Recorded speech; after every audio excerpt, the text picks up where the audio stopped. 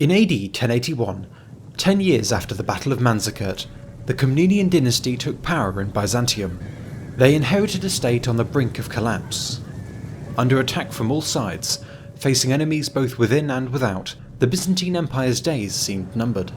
With their backs to the wall, the job of saving the empire was one that would have destroyed lesser men.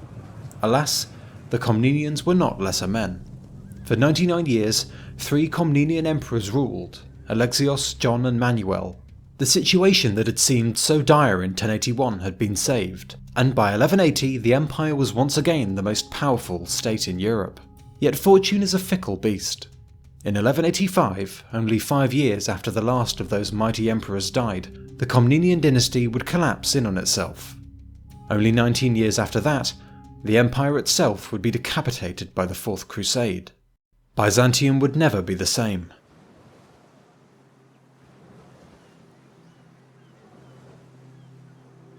The beginning of the end of the Komnenian dynasty began on the 24th of September, 1180, when Emperor Manuel I Komnenos breathed his last. Under him, the Byzantine Empire had reached its greatest extent since the disastrous defeat at Manzikert over a century ago. It was stronger than any of its enemies, yet enemies were never in short supply.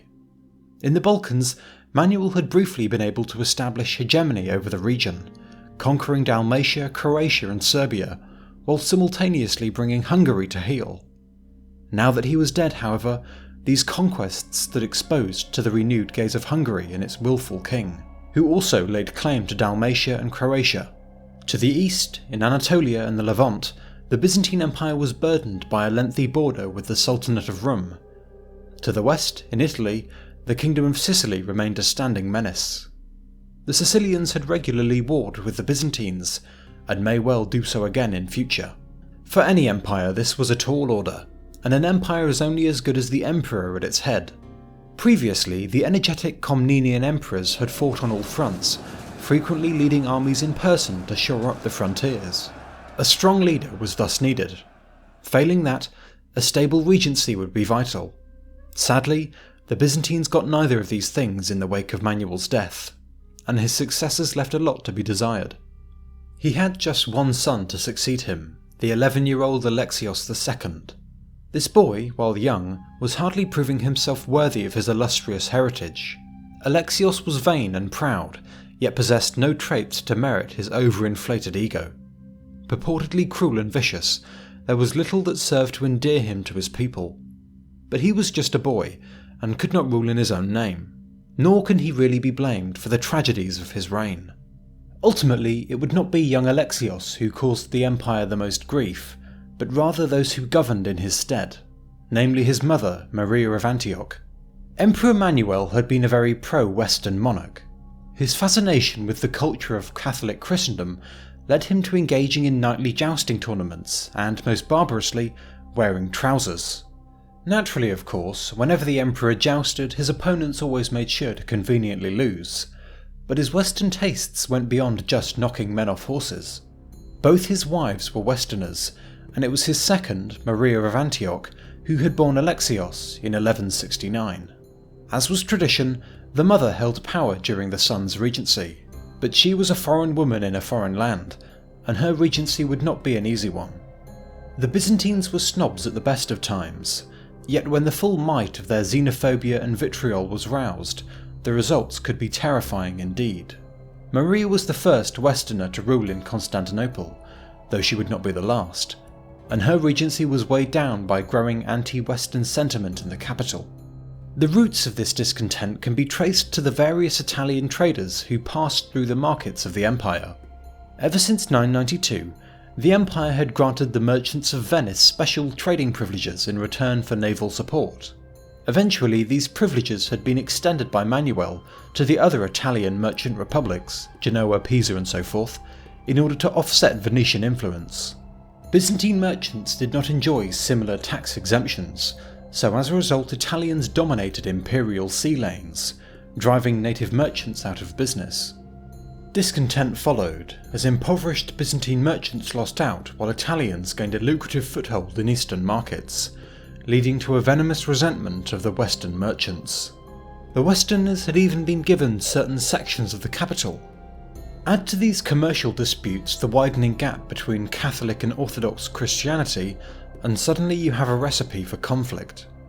By 1180, there were perhaps as many as 60 to 80,000 of these unpopular Westerners, the so-called Latins, living in Constantinople, a city 500,000 strong.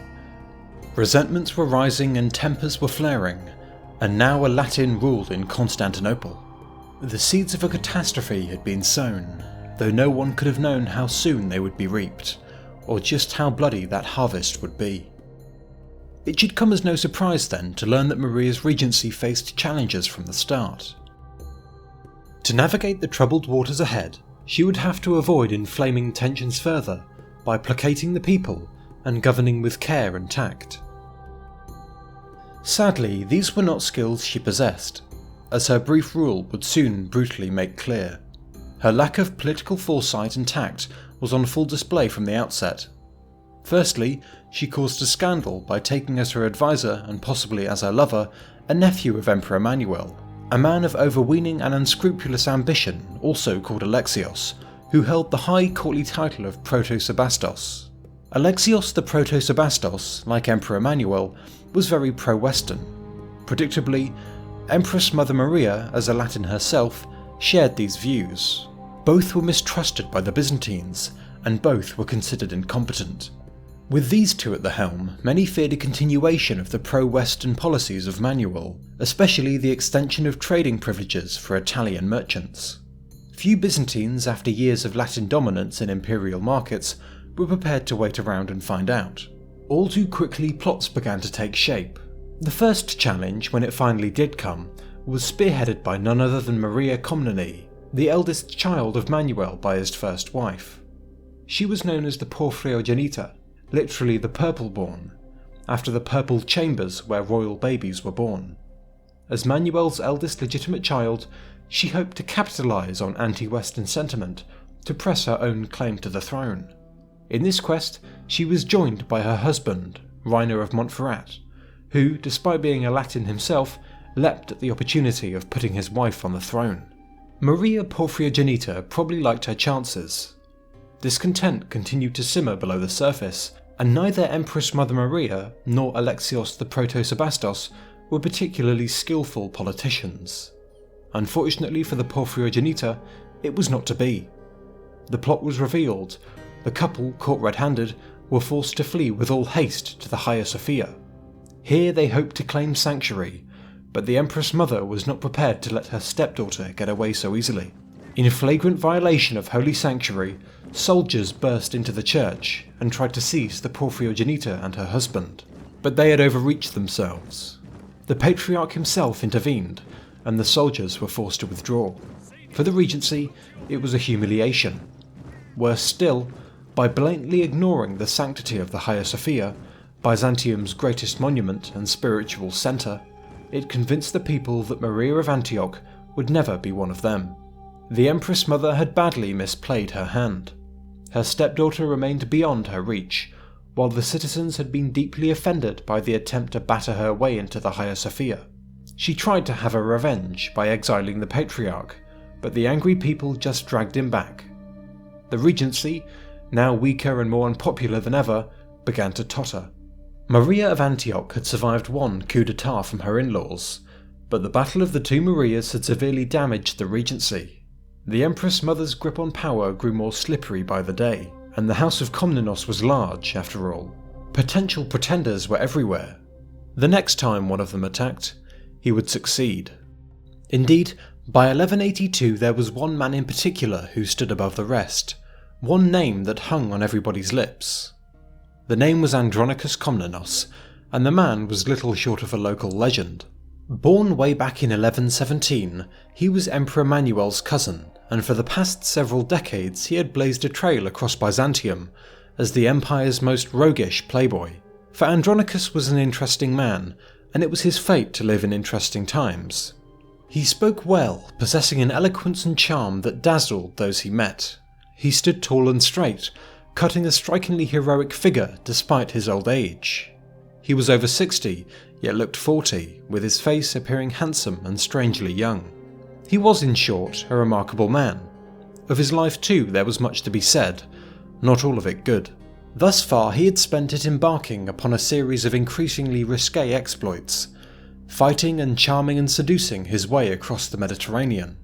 He had seduced his own cousin back in the 1140s, much to Manuel's fury. In the 1150s, he was imprisoned for conspiring against Manuel.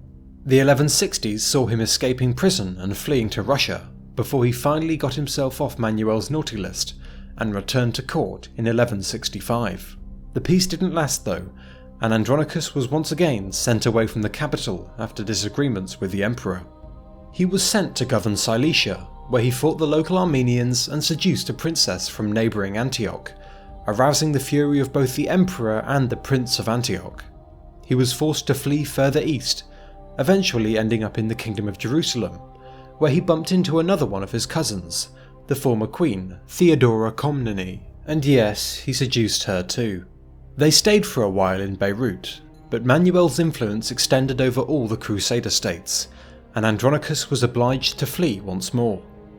After a great period of wandering, which took Andronikos as far afield as the Caspian Sea, and saw him leading armies in service to the king of Georgia, the couple eventually settled down not far from the imperial frontier. They had been granted a castle and some land to relax on, and it seemed that Andronikos' years of buccaneering and swashbuckling were over at last. Neither fate nor the emperor were finished with Andronikos yet though, and one day a detachment of Byzantine soldiers took Andronikos' castle by surprise while he was out, capturing his two young sons in the process. As he returned to this scene of personal tragedy, he knew there was only one option left. He gathered his things and headed for Constantinople in 1180, his lover Theodora in tow, to beg for his children's lives. Relations between Andronikos and Manuel had always been rocky, but while Manuel had been outraged at his cousin's escapades, he was also changeable, quick to anger yet quick to forgive. Furthermore, he was in a generous mood, and the presence of Theodora, who was also his niece, softened his heart. He agreed to forgive and forget. Since Andronikos and Theodora were cousins, they could never marry. Neither could Manuel keep them at court forever, so he agreed to give them a nice place to retire on the Black Sea coast in 1180. It was a charming little place, and would suffice for a man slowly entering old age. Unfortunately, old age had never sat well with Andronikos, and as with so much else in Andronikos' life, his retirement was not to last. Mere months after Andronikos' enforced retirement, Manuel died. Now his underage son and unpopular wife ruled, and from his comfy castle Andronikos was able to take stock. He had always been ambitious, but had no real hope of claiming the throne while Manuel ruled. Now, however, as news filtered back from the capital bringing word of the new regime's growing unpopularity, Andronikos' old dreams flickered back into life. Not only was the regime's popularity melting away at home, but it also suffered defeats abroad. Bela III of Hungary invaded the Byzantine Balkans in 1181, reconquering vast swathes of territory in the west. With Dalmatia and Croatia lost to the empire, many Byzantines now began to wonder whether the rest of Byzantine territory south of the Danube would follow, if Empress Mother Maria's lackluster leadership was allowed to continue.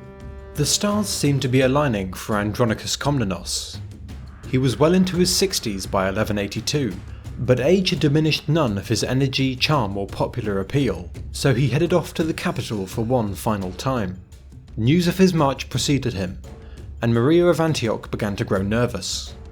All the while, the Byzantines in the capital, looking to Andronikos as their saviour, grew ever more restless and rebellious. As he marched, adoring locals turned out to salute him, and soldiers began to flock to his banner. Andronikos' wild lifestyle, seducing cousins willy-nilly and all that, probably shocked some of the more priggish Byzantines, but his outrageous escapades had also lent him a degree of roguish charm and menacing glamour that only increased his appeal. Furthermore, his handsome face and regal appearance surely left an impression on all those who saw him riding past. But really, the nail in the Regency's coffin was the anti-Western sentiment. Here, it seemed, was a saviour for the angry people of the capital, a true Komnenian who could deliver them from Latin oppression. Unsurprisingly, Andronikos swept aside all those who stood before him. When Maria sent an army to stop him, it defected, followed shortly after by the imperial fleet. The path across the Bosphorus was clear. In April 1182, Andronikos Komnenos entered the city in triumph, capturing Alexios II and Maria the Foreigner, as she was known. The demise of the Regency led to wild celebrations in the streets, yet things soon took a dark turn. Among the dissatisfied Byzantines, the sparks of anti-Western sentiment finally burst into flame, spawning a whirlwind of violence against the Latins. Human decency was thrown to the wind, and a wave of blood washed over the capital. All throughout the city, Latins were hunted down and slaughtered in a hideous spasm of cruelty. Savagery was the order of the day, and of the 80,000 Latins living in Constantinople, barely any survived. Of those that did, 4,000 were later sold off as slaves. Many of the Empress Mother's pro-Western advisors were captured and imprisoned. Even as the bodies piled up and the blood flowed freely, Andronikos made no move to stop the massacres. The horrors committed that day, which really don't fall far short of genocide, were a black stain on the empire diplomatically and morally. And in light of the permanently estranged relations between Byzantium and the West, it was a stain which never washed out. Not that the Constantinopolitans cared, for they were too enthralled by their new saviour. Andronikos himself had no problem with the Westerners, but the massacre served as a break with the pro-Western past, and he callously saw it as a method to ingratiate himself with the native populace. The usurper now held the empire in his hands, though he was not yet emperor, and he prepared to sweep the board clean of opponents. Firstly, Empress Mother Maria's advisors and allies were blinded or otherwise dealt with. Then, Maria Komneni, the daughter of Emperor Manuel, and the first challenger to the Regency, was poisoned along with her husband. Now the only people standing between Andronikos and the throne were the boy emperor and his mother. The mother went first. In a display of his growing cruelty, Andronikos forced the young emperor to sign his own mother's death warrant in late 1182.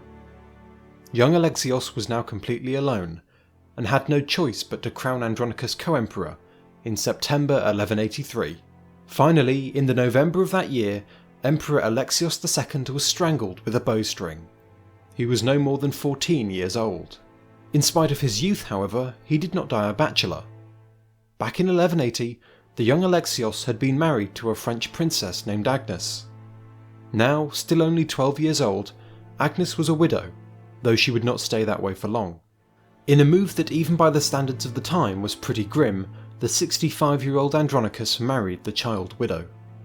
With no challengers left to oppose him, Andronikos' rise was now complete.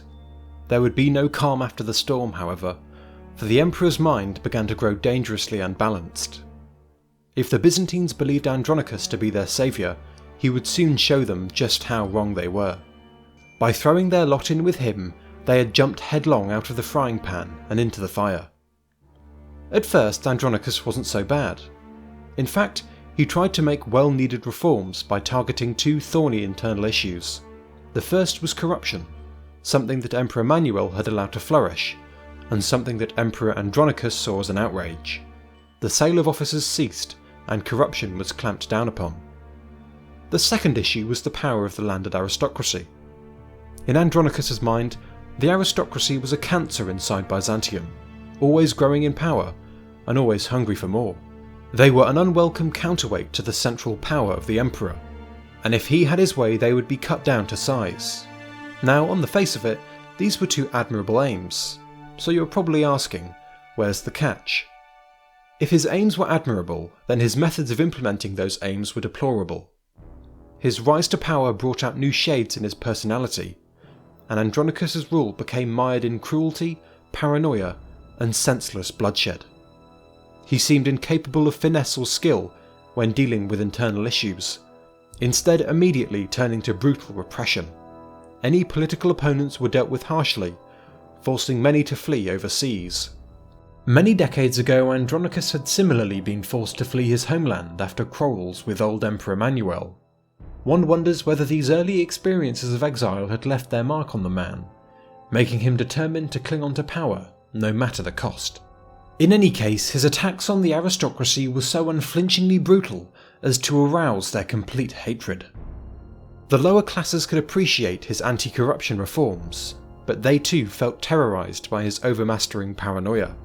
In short order, the wave of popularity that carried him to the throne evaporated, leaving only mistrust and fear in its wake. Opposition to Andronikos' policies extended even to his inner circle. The emperor's eldest son, Manuel, was known to clash with his father from time to time, and as a result Andronikos basically disinherited Manuel, proclaiming his second son John co-emperor instead. Manuel was generally considered more competent than his younger brother, and John had little in the way of courage, either morally or physically. But as the emperor sank deeper into paranoia, he came to rely more and more on yes-men. All over Byzantium, trees and gibbets strained under the weight of the battered bodies those Andronikos hanged. The lucky ones who lived did not wait around. Many fled abroad, and many plots were hatched from the shadows. The grim situation at home was mirrored by growing pressures abroad. On all sides the empire was faced with threats, both old and new. In Cyprus, a cousin of Andronikos called Isaac rebelled, permanently detaching Cyprus from the empire, while in the Balkans Byzantium was menaced by a powerful alliance of Hungary and the Serbs, who attacked and ravaged Byzantine lands in the Balkans. Their advance was aided by the disloyalty of disgruntled local commanders. Niš and Skopje fell, while the Hungarians penetrated as far as Serdica, modern-day Sofia, before retreating. The greatest threat of all, though, would come from an enemy who had almost snuffed out Byzantium once before, the Kingdom of Sicily. Until the late 11th century, southern Italy had been a Byzantine province, with a large Greek-speaking Orthodox Christian population. That all started to change, however, when unscrupulous adventurers from far-flung France began trickling into the region. As early as 1018, these freebooters began lending their swords to the various powers struggling for southern Italy. The allure of gold and glory drew these adventurers like moths to a flame, so that trickle of newcomers became a river, and before long that river became a flood. Nordmanni, these people were called. Northmen, descendants of Vikings who had settled in northern France, in the region called Normandy. These so-called Normans, infused with the mixed warrior spirit of Viking raiders and Latin knights, had quickly proved themselves the finest warriors in all of Europe. They proved that once again in southern Italy, where they were greatly valued as mercenaries. As the 11th century progressed, Byzantium faced several revolts by the local Lombards, and the Normans often signed up on both sides. Yet many of these Normans were not content to serve the ambitions of others, and some began to strike out on their own, and establish their own power bases. In 1030, the first Norman county sprouted up. 17 years later, in 1047, the greatest Norman of them all would arrive in the south, Robert Guiscard, of the House of Hauteville. In the chaotic snake pit that southern Italy was rapidly becoming, Robert had the perfect opportunity to prove his mettle. By 1050, Robert had built for himself a respectable county. In 1054, he was instrumental in crushing the Pope's army. In 1059, the Pope was forced to create for him the non-existent duchies of Apulia, Calabria and Sicily. Practically all of Apulia, Calabria and Sicily was still ruled by either the Byzantines or the Muslims, but Guiscard quickly changed all of that. In short order, he and his Normans conquered all of southern Italy, turning his duchies into realities. By 1071, the Byzantines had been driven out. 20 years later, the last holdout of Muslim Sicily would fall. Guiscard had won great riches and renown, but he hungered for more. In 1081, he invaded Byzantium and for 4 years kept the empire at bay, defeating imperial armies and nearly upending the whole empire, before finally dying in 1085. Alas, his death would not stop the Norman Sicilians from attacking again, and again, and again. In 1184, the great-great-grandnephew of Robert Guiscard, King William II, began making preparations on a grand scale. Despite being a sickly man, William was energetic and spent the winter of 1184 to 1185 overseeing the work, ordering ships to be assembled and men recruited. Then, in January 1185, the island of Sicily was sealed off. Every port on the island was locked down until the great expedition set sail. No one quite knew where this army was headed, and William II took great care to make sure that no information escaped the island. All the while, his massive strike force amassed. The fleet numbered anywhere from 200 to 300 vessels. The army it carried was no less huge, apparently consisting of 5,000 knights and 80,000 infantry, with a powerful contingent of horse archers. Regardless of whether these massive figures are precisely true or not, William II had an indisputably impressive army at his back. Only one question remained: who would he use it on? Some whispered of an attack on Egypt, others of an invasion of Majorca. The king, however, had neither of these in mind. Instead, he was following in the footsteps of his forebears. He would be invading Byzantium. Certainly, he didn't lack encouragement. Since Manuel's death in 1180, the imperial instability was clear to all. Furthermore, Andronikos' reign of terror had forced many Byzantine exiles to Sicily, the most prominent among these being another nephew of Manuel.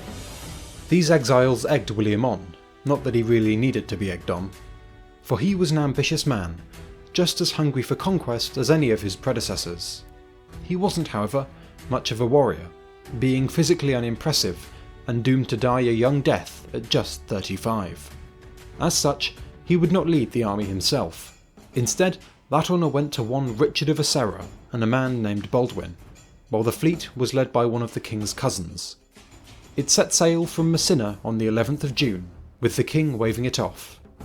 Its destination was Dyrrhachium, the Byzantine Empire's foremost port on the Adriatic, and the first stepping stone, William hoped, on the road to Constantinople. William's attempts to seal Sicily off from the outside world paid off handsomely. Andronikos was blindsided by the fleet, only learning of the impending invasion when it was too late. Once news reached him, he reacted quickly, sending one of his generals to try and shore up the defences of Dyrrhachium. Unfortunately, it was too little too late. Andronikos' general arrived only a day before the Sicilians did, giving him no time to do anything. When the colossal Sicilian army arrived on his doorstep, Dyrrhachium knew the game was up, and surrendered on the 24th of June. Barely 13 days had passed since the fleet set sail. The Sicilians' startling progress only sped up over the coming days and weeks. The army was able to march completely unopposed across Albania and Macedonia, arriving before Thessalonica, the second city of the empire, on the 6th of August. The fleet, meanwhile, rounded Greece and blockaded the city's port on the 15th.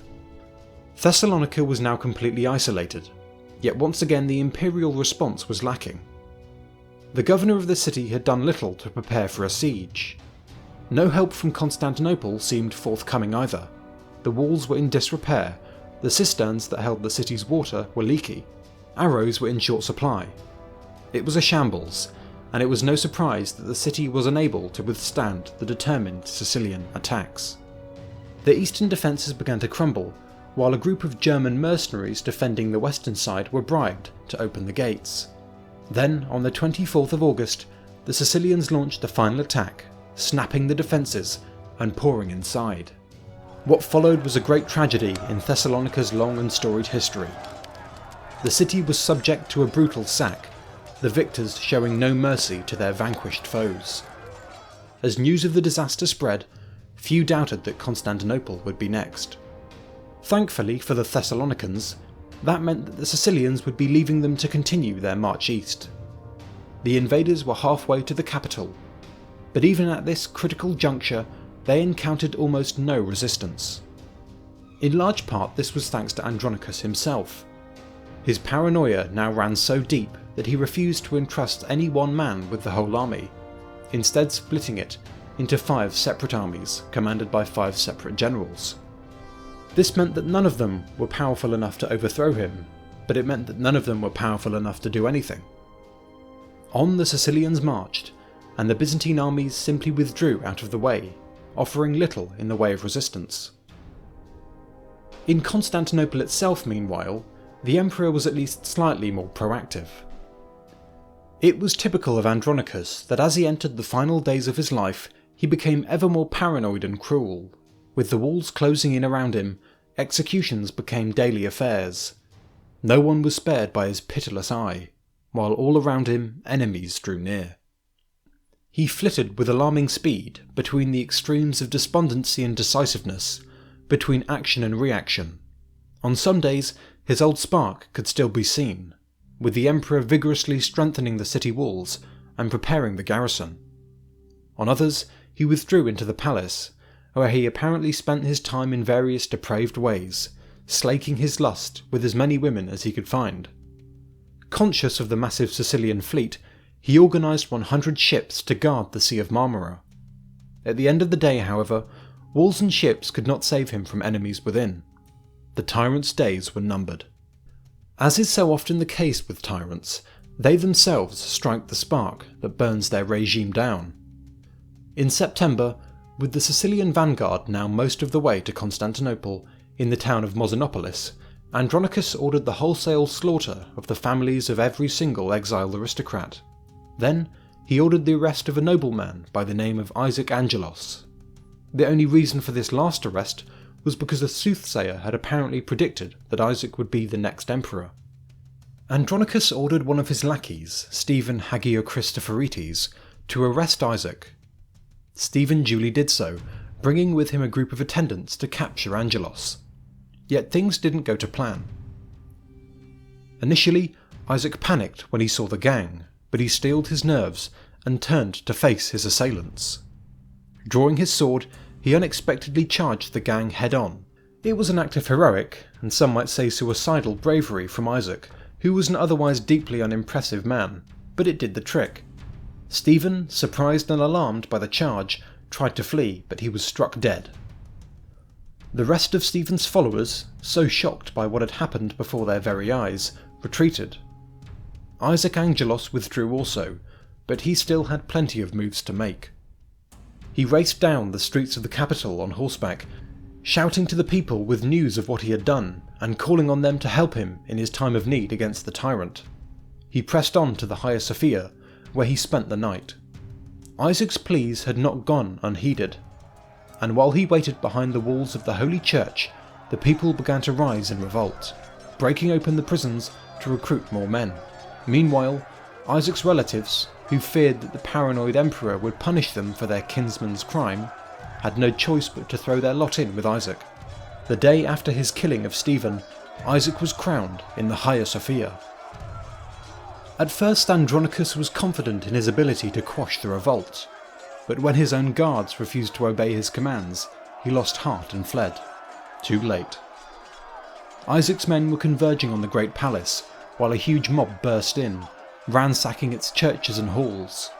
The tyrant had little time to flee, taking his child wife and a concubine with him, and he was soon caught. Finally, after 2 years of terror, the tyrant would be given a taste of his own medicine. Less karmically, Manuel Komnenos, Andronikos' son who sadly fell out of favour with his father, was also captured. Manuel's opposition to his father's policies was well known, but this would not save him. Andronikos had come to the throne amidst a great wave of bloodshed, when the Latins of Constantinople had been massacred. Now, in the twilight of his life, he once again stood at the centre of another great wave of fury and violence. Yet unlike the massacre of the Latins, this fury was directed against one man, Andronikos himself, and his fate would be truly horrific indeed. The last Komnenian emperor was first brought before Isaac Angelos, who had one of his hands and one of his eyes removed, leaving him to rot for a while in a grim prison cell.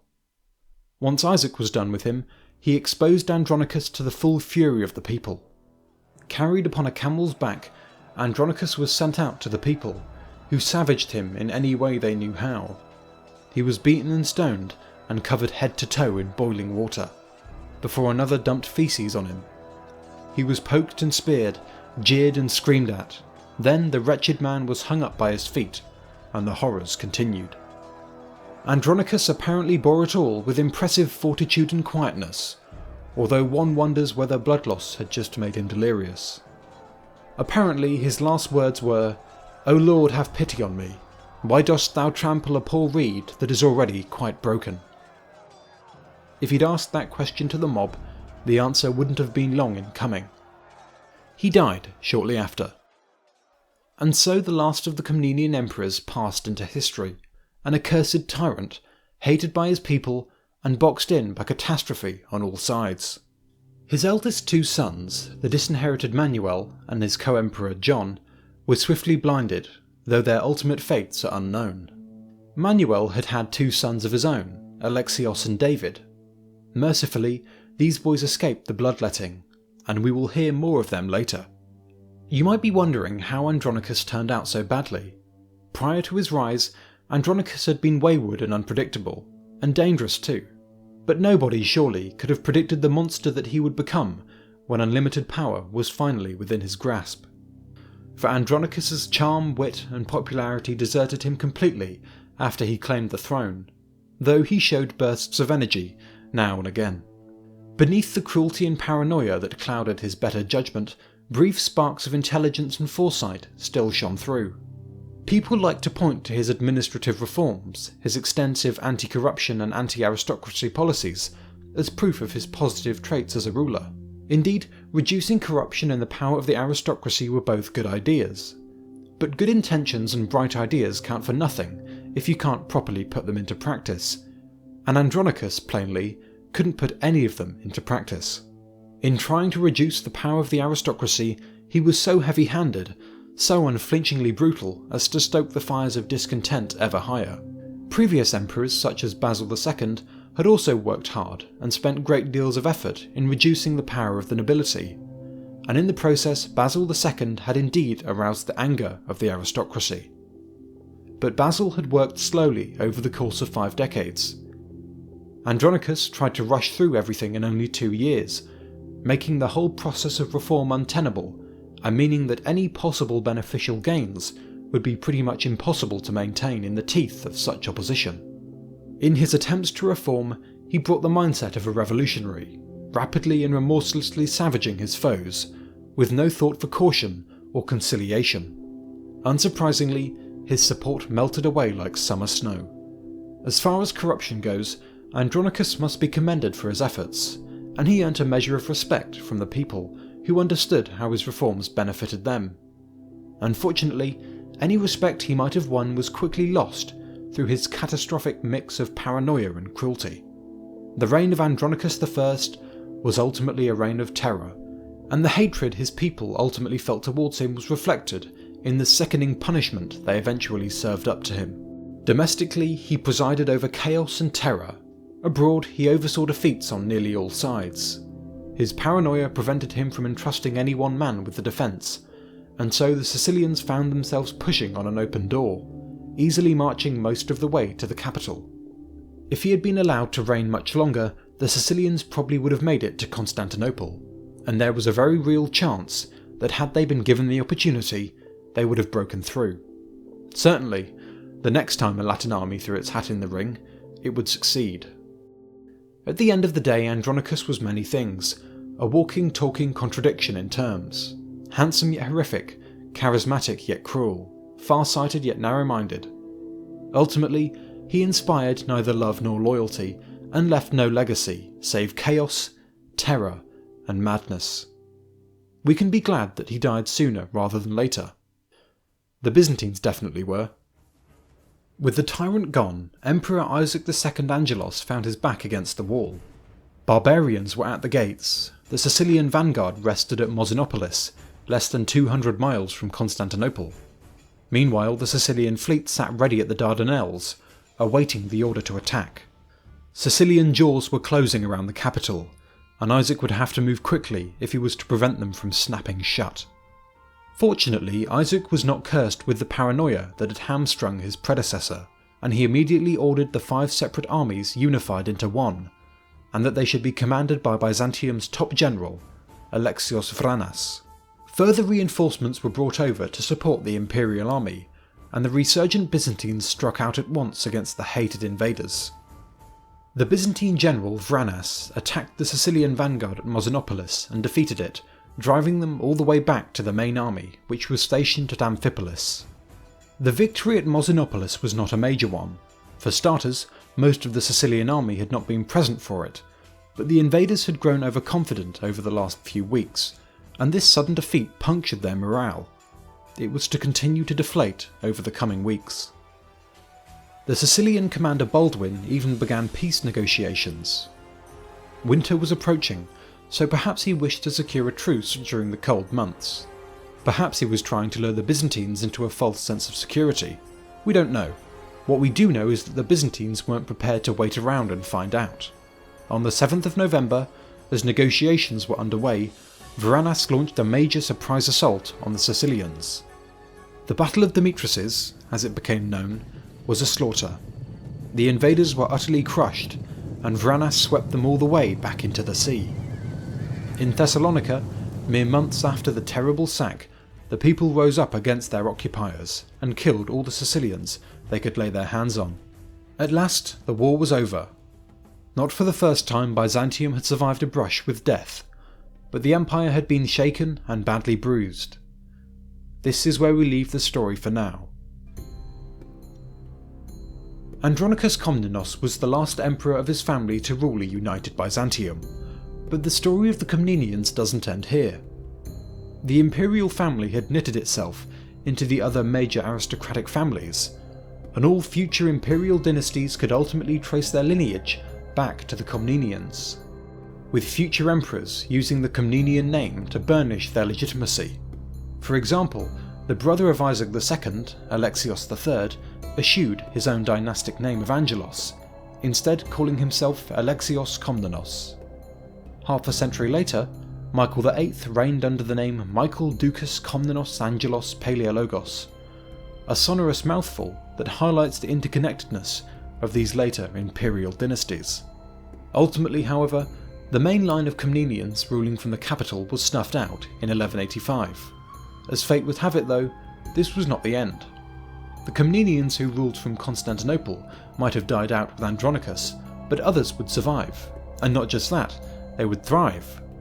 When Andronikos was deposed and killed, his sons were blinded along with him. But his eldest son Manuel had two sons of his own, Alexios and David, and they seemed to have escaped the chaos. At some point, they fled the capital for the Kingdom of Georgia, and many years later, in 1204, months before the sack of Constantinople, they took control of Byzantium's lands along the Black Sea, founding the Empire of Trebizond. Alexios and David were the last male line descendants of Andronikos, and pressed their claim as the last of the Komnenians. As if to emphasise that fact, future Komnenians ruling from Trebizond would alter their name from Komnenos to Megas Komnenos. Here, these Grand Komnenians would rule for the next 257 years, until the Ottoman Turks finally conquered them in 1461. But let's return to those 5 fatal years, from 1180 to 1185, when the Komnenian dynasty fell and Byzantium was sent down the path to its destruction. This period saw a rapid and irreversible erosion of imperial power and prestige, highlighting how even the strongest of empires cannot function easily without strong emperors at their head. This erosion only sped up under the incompetent Angelos dynasty that followed. Under them, it only took 19 years for Byzantium to unravel, decay, and disintegrate. A series of unfortunate events that reached the bloody climax when the Crusaders arrived before the walls of Constantinople. Marching under the banner of the cross, they believed themselves to be doing the work of God, all the while leaving chaos and destruction in their wake.